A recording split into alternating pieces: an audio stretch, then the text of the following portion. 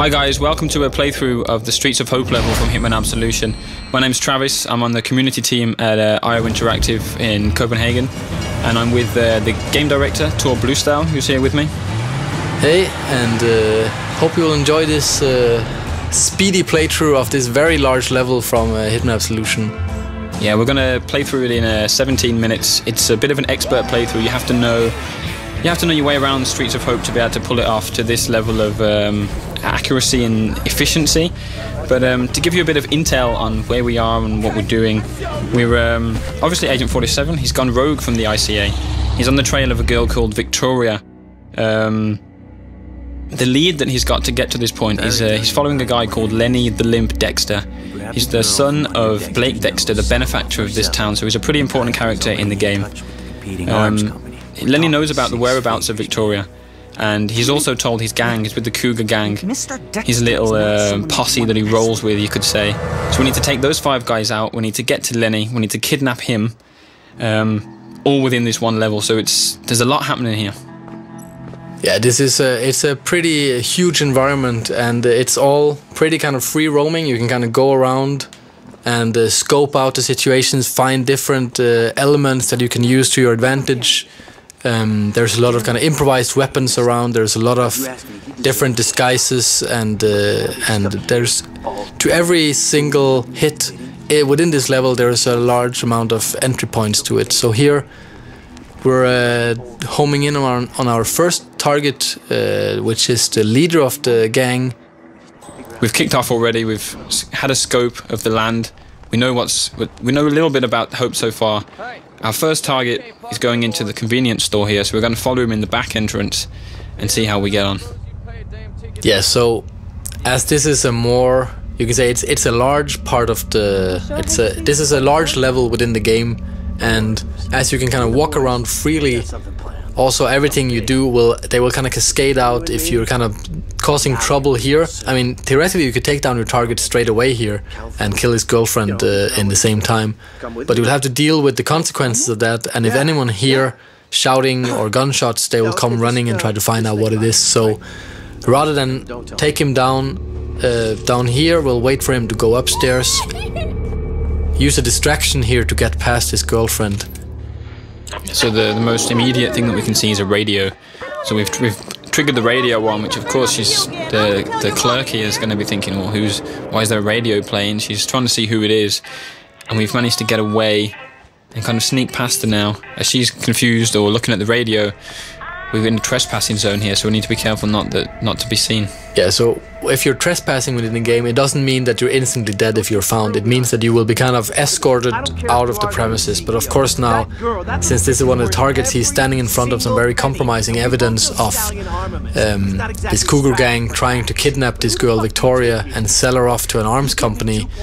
Then you will probably be killed on sight here if seen by this guy. Yeah, he'd definitely react if he sees you, so we need to sneak up behind him. We're going to take him down with the fibre wire silently, so nobody hears us, and we've got objective complete.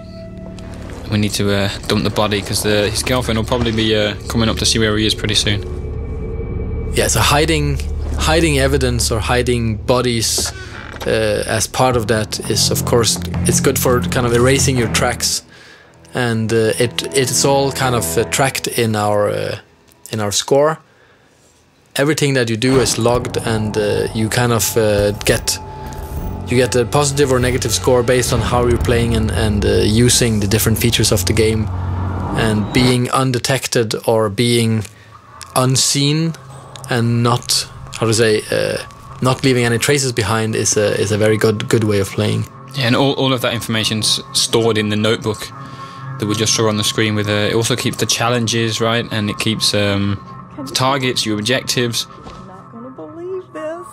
It's pretty much as if 47 was keeping a physical notebook as he goes along of what he's seen, what he needs to do. Yeah, so for those that knows the old Hitman games, they know that there always was a mission briefing as the start of every level. That's slightly different in Absolution, as 47 is far more the driver of the story than any other Hitman game. The way that these objectives are made is also based on his progress through the level, so they will kind of update along the way, with the information that he gets and the player gets as they play the level. Yeah, he's very much making the decisions himself, isn't he? When he's got, obviously if something happens, he realises he needs to take out somebody else. He doesn't need somebody in his ear to tell him that. He's seen it for himself, he's heard a conversation.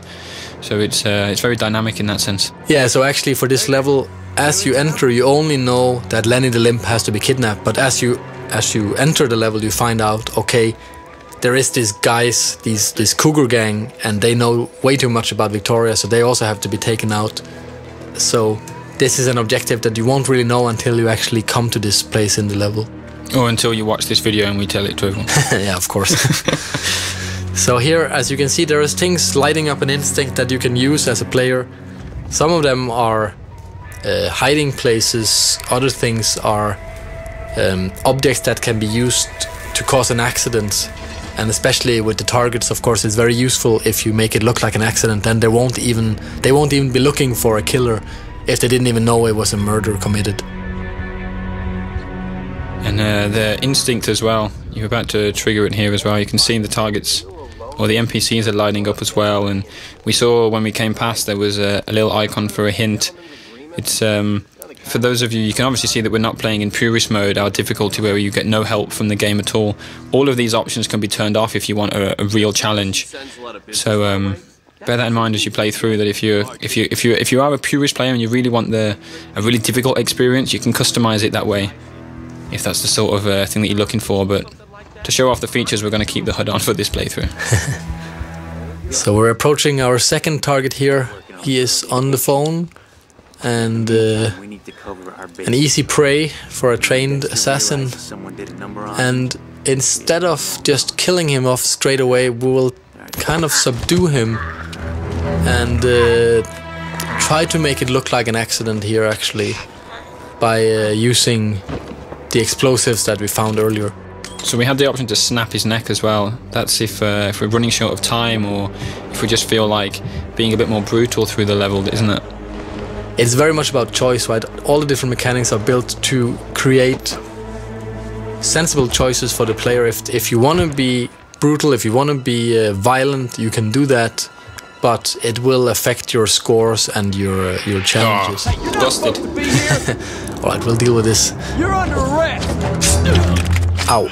So one thing that we worked a lot on with our AI is that the propagation of knowledge throughout the level. That this guy, we took care of him really fast, so it meant that anything he had to say to his friends on the radio, he didn't get the time to say anything at all. And that meant that nothing actually got conveyed, and we're free to continue throughout the level as if nothing happened. Yeah, it was perfect timing from 47, really, in a way, because the police officer's not going to start shooting at us straight away just for being in the area. He needs to... You can hear him shouting, he's saying, "What are you doing?" And then before he's got a chance to kind of realise that we're not going to move and that we're a bit of a shady character, we've killed him. So it's yeah, we move on from there. So here we're using the remote detonated explosives that we found, and as you remember, the target we dropped down, the one that is just knocked out, he's over there by the tires, and now he is dead, as you can see in the target tracker. That was quite a big explosion. The other cars there have caught fire, so this could get interesting. Yeah, this is not very subtle, but it does cause a bit of a stir in the town, and it will draw the attention of especially all the guards or cops. As you can see here, they come running, which leaves the next target a little bit easier to get to, because he is quite heavily guarded. He's kind of like the king of the scrapyard, as you'll see here very soon. So this end of the street now is a lot more empty than it was when we first arrived and took a look around. So there's definitely more freedom here for us. You can see the target there. He's roaming the scrapyard as he does, king of the scrapyard, as it were. And you can see the explosion was absolutely huge. The black smoke is pillowing upwards past the big poster of Dexter there, the benefactor of hope, as we mentioned earlier. But we now need to head into the scrapyard. You can still see the target just on the screen there. We've got a sign, "Warning, keep out dogs," so we should be careful. Yeah, dogs are also a feature of the game. They will alert nearby NPCs, as we see here. We're trying to sneak up on one, and obviously we're not allowed to be here. Even if we had a disguise on, this dog would bark on us. And so we've grabbed the dog bone. We think that he might have been barking for that, or he's noted us. He might be just wanting to get a chew on the bone, but the barking has actually alerted an NPC. This mechanic here has come across, so we need to be careful. Yeah, so this poor guy doesn't know what'll hit him. I should always check what's behind you. The dog's stunned.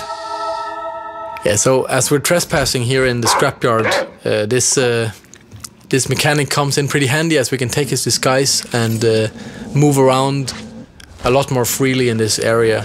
We don't have to kind of sneak around, because now, as long as we don't get close to the other NPCs, we're actually allowed to be here. Yeah, and we're going to shove him in the closet, keep him out of sight. There's no evidence that he was ever here. We've got our disguise, and we saw the target walking deeper into the scrapyard, so that's where we're going to head now. Yeah, so now dressed as a mechanic,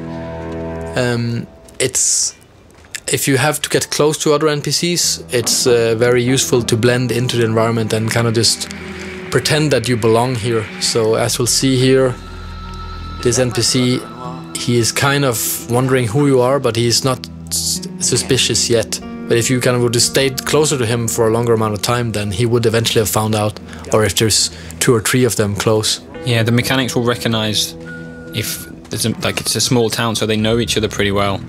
So a bold guy walking around does look suspicious, so 47 needs to blend in. But of course the police officer, he's not so familiar with the mechanics, so he's not going to bust you. But we're thinking about taking him out with the crowbar here, but thought better of it. Yeah, I think if you pick up that crowbar, he will kind of get a little bit suspicious about you, so it's better to let it be. So here the target's been dealing with some dirty cops, and he's heading off into this tiny garage over here. I think he's the guy who is in charge of the cars for the gang. So they're kind of preparing this kidnapping of Victoria, and he is preparing the car here. And that's an accident waiting to happen, as you can see in Instinct here. It's a good choice of words. Yeah, accident kills are a very big feature in Absolution, and there's a large number of ways of taking down every single target in the game. And this is where the team has really went to town on coming up with inventive ways of killing targets that are kind of localized to each area. So naturally here in a garage, what better to use than a car lift? Who's screwing about? Okay, all right. Who's making the racket? So it's the 3rd target down. The target tracker resembles that. We've got three targets down, a really high score. The police are on the way in to see what's happened. You can hear the mechanics. We're a bit worried about this guy who's just been crushed, but we're clear. We're away. Oh, it's got warning attack dogs again, so we have to be careful about that. We're now in the Cougar's Nest. This is like the main hangout area for the Cougars. They're there hosting a bit of a party for Lenny. But they're having a barbecue, and you might see the lighter fuel there, which could be an option. Barbecues and lighter fuel tend to go pretty well together when Agent 47's around. And we can also see the policeman down there. He's allowed to be in this area. We're not, as a mechanic. It's a bit of a private area, so we're going to try and take his disguise and see if we can get closer to our target. Yes, usually these kind of isolated characters are pretty useful for us, as they provide disguises and weapons and so on. We've just got an improvised weapon there, a bottle. Smash this around the guy's head. Smash. He's down. Disguise is ready to get picked up. And 47 needs to choose a weapon here. Yeah, so what else to use than an axe rather than a tomahawk? And we can see why why the police officer was so distracted there. That was a really perverted guy. And now we have his clothes on. Awesome. So dressed as a police officer, we're allowed to get closer to these guys up here. And basically we only have one of these as a target, the one in the middle. Yeah, Mason. And everyone else, unfortunately, will be collateral in this point shooting, which is one of our new features in the game. Allows us to kind of slow down time to a minimum, and using our instinct powers, take them down instantly. And as you can see, they're trying to pull their guns to fight back, but as they're taken down too quickly for that, the whole thing goes down without anyone making a sound, as we also use silenced guns for this. Yeah, we've also used all of our instinct though. It's very expensive to use point shooting, especially on so many characters all at one time. So there's a lot of strategy involved in when you should use your point shooting. You can't just walk up to any character and shoot them and do it instantly. You have to make sure you do it at the right time, otherwise you run out of instinct completely. But there's the other target's come out here. He's come to investigate, probably come back to the barbecue, and he's stunned by the dead bodies. Ow, poor old guy. 47's just killed the barber. Yeah, that's sad, but it's for the greater good. We need a new disguise here, because now there's a lot of police officers in the building here. So using the barber, which is freely allowed to walk around here, it's a pretty powerful disguise, and as you can see, there's lots of characters here, so trying to go in here guns blazing would be pretty dangerous and difficult. There is a lot of NPCs here. You can also see there's a guy a little bit further ahead getting his pistol ready, so he's prepared for a shootout. But it would be a bit of a mistake to pull your guns out here. Sneaking through as the barber is probably the best way through. Towards Lenny, who you can see down there. Instinct lights up in blue, not red because he's not a target. We need to kidnap him. And we make our way down. Yeah, so basically now there's this one police officer standing between us and Lenny at the moment, so we will just quickly deal with him. Quickly deal with him by putting a pair of scissors in his neck. Well, yeah. Deal with him in 47's trademark way. Yeah, you could have subdued him, right? Poor guy. And now we have Lenny all to ourselves, and he's kind of just sitting there lying about his antics in Chicago, so he's kind of an easy prey. It's almost too easy. Yeah. You're not the talkative type, huh? You know your place. Well, I like that in the barber. That's it, and thanks for watching the playthrough of Streets of Hope from Hitman Absolution, which is out in November 20th this year. Thanks for taking the time to listen, and of course watch.